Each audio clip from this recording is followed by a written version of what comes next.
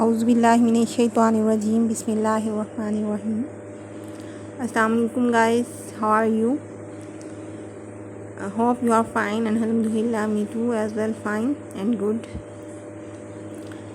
And yesterday we have done the translation of first 4 paragraph of lesson number 1, the word in the wall.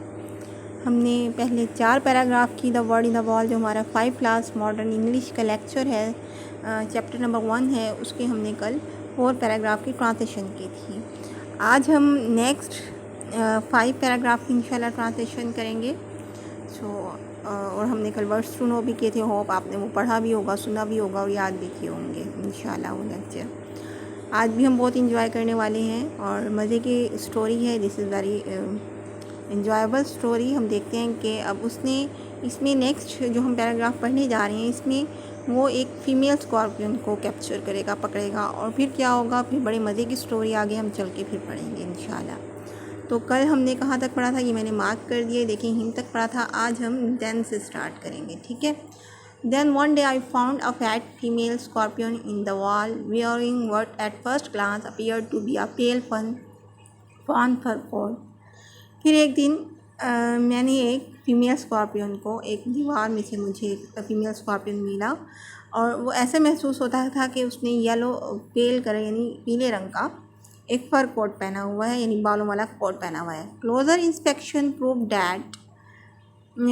Inspection ने ये prove किया कि this strange garment was made up of a mass of tiny babies clinging to the mother's back.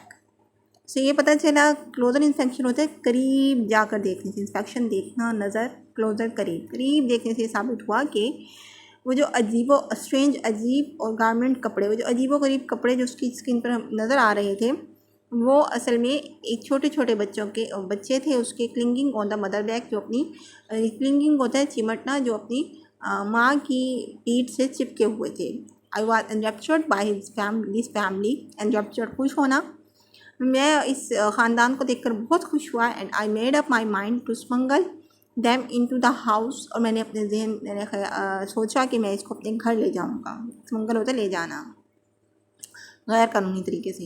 And up to my bedroom, और इसे अपने सोने वाले कमरे में रखूँगा, so that I might keep them and watch them grow up, ताकि मैं इनको अपने पास रखूँ और देखूँ, इन्हें बढ़ता हुआ देख सकूँ। विद इनफाइनाइट केयर, बेइंतहा हिफाजत के साथ, I move the mother and family into a match box. मैंने माँ को और उसके बच्चों को, यानी उसकी फैमिली को, एक माचिस की डिबिया में रखा। And then hurried to the villa, और अपने घर की तरफ जल्दी जल्दी भागा। I was rather unfortunate that just as I entered the door.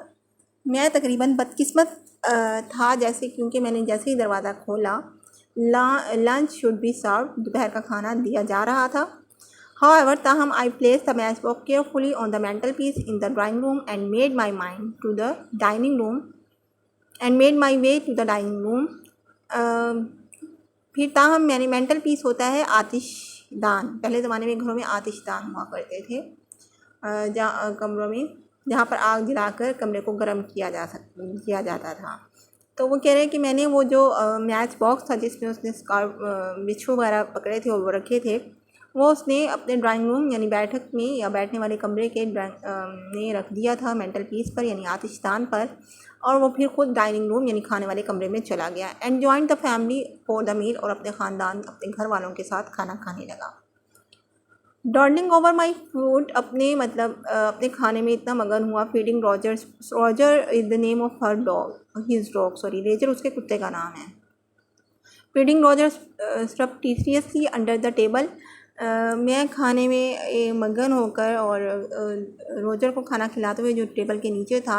And listening the family arguing, और अपने घर वालों की बातें या बहस सुनते हुए, I completely forgot about my exciting new capture, मैं अपनी नए पकड़ने वाले अपने नए शिकार के बारे में बिल्कुल भूल चुका था। At last Larry having finished, आखिरकार लारी ने अपना खाना फिनिश किया। Fetch the cigarette from the drawing room, वो ड्राइंग रूम से सिगरेट उठा कर लाया। And laying back in his chair, अपनी कुर्सी पर बैठ गया।